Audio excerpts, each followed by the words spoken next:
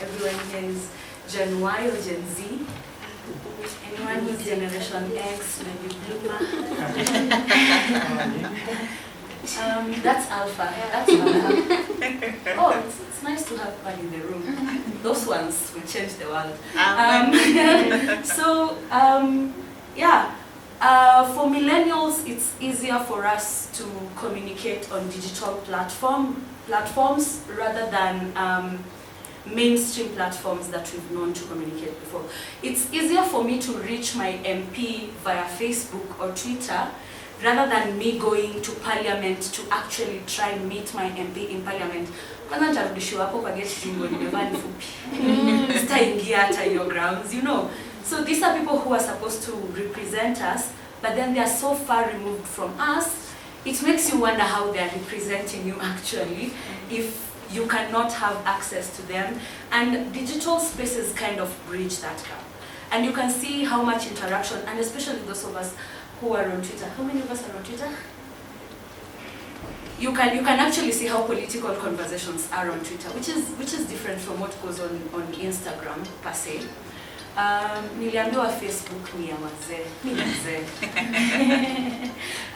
So Facebook and Twitter have been my biggest platforms for engaging, and especially with power that has traditionally been so far removed from me, I couldn't get to it. Because at that point, niganza kuenda BRS of, I don't even know where the business registration offices are, first and foremost. And then when they uko kwanza upate mtu amekaa hapo kwa reception desk akupe attitude. But digital spaces are kind of bridging that gap. Sorry, we were doing this on Zoom because of things. But let's look at this. So the first thing in creating a movement, you first have to identify a challenge. So I want you to imagine that that's your house on top of the hill. You've left pengine umeenda Dunda. I think sokoni ni wa mama umeenda. Nasikizi kuna glovo. So you left your house umeenda Dunda. And then lightning struck your house. Na ikawaka moto. So uko Dunda, majirani wako wote wamekupigia simu, wamekutumia messages, rudi mtaa. Then you go back home, you find lightning ili struck your house and your house is up in fire. How would that make you feel? Bad? Someone else? If you found your house on fire and it's due to natural causes? Frustrated. Okay. So that's a natural phenomenon that is literally out of your control.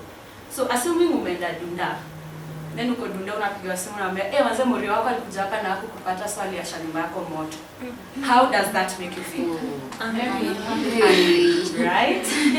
So because the other one was a natural disaster which you had no control over, right? But then this one is man-made. Someone actually made it happen. It makes you angry. And what has really changed is that the previous situation showed a hardship. So if your house maybe floods because of the rain, you feel sad. And then it's the rain. We need that to grow the food. So you find other ways to mitigate that, right? But nikikuja tu na hosepipe and then nijaze nyumba yako maji. Ni kesi. So there's hardships and then there's grievances. But then you know all our hardships can also be turned into grievances. Because that grievance is then what you present to power so that something can be done to change that situation. So fine, lightning ili strike nyumba yako and your house caught fire, right? We don't have a direct line to God when we came and say God.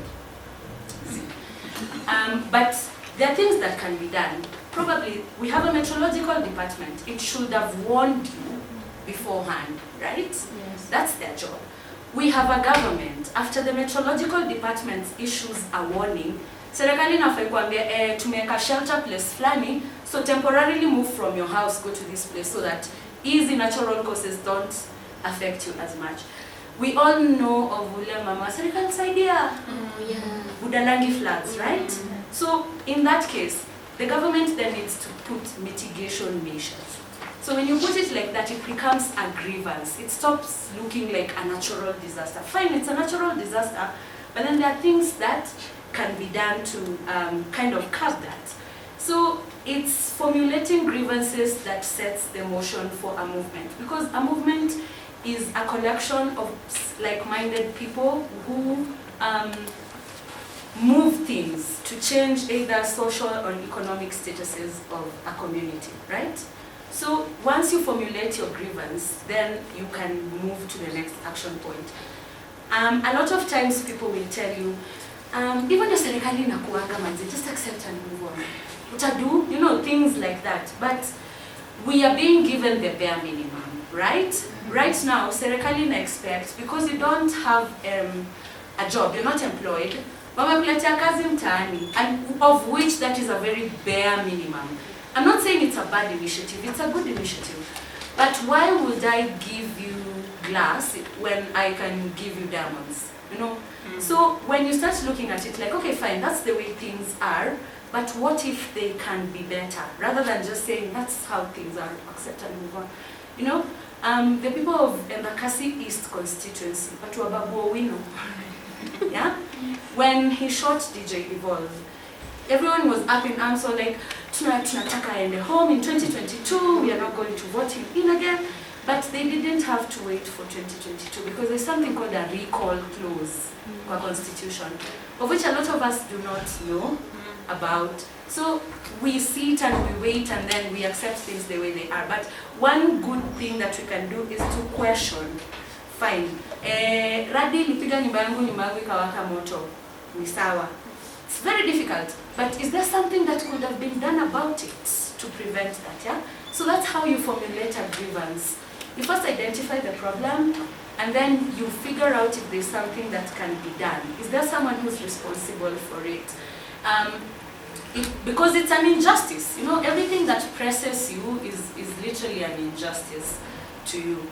So that is just the first step. Once you've formulated your grievance, and at that point, like for me, it was the fact that policies were changed, fees were increased without any public participation or knowledge, and you're telling this to a young unemployed person. Like, there's no even exceptions.